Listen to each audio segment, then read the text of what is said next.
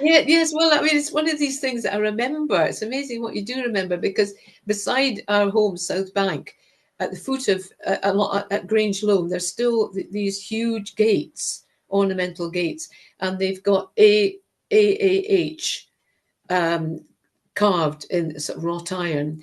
And I was told that they were first fashioned on Versailles, the famous palace in Versailles, and those gates were always closed.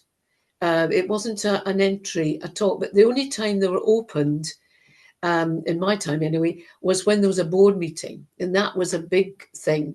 So I think it was usually in an afternoon, and the board members would go down, the gates would be open, and the head porter was Mr. Cunningham. They're all very, it's all Mr. in those days. It wasn't, William or anything. He was dressed in like a Harrods shop doorman in this beautiful dark green outfit with brass buttons, and he had a cap to match, and he wore white gloves for the occasion. He put the white gloves on.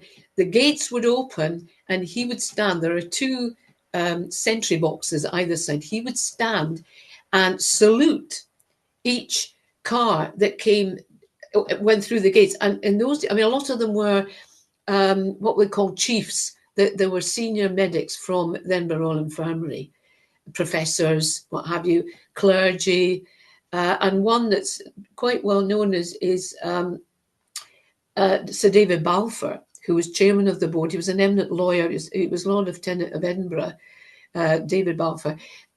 He was a lovely man.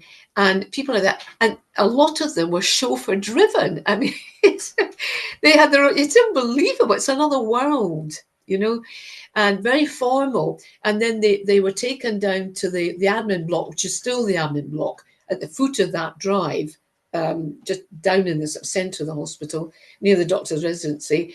And they had their big meeting, and then they would have a lovely sort of afternoon tea.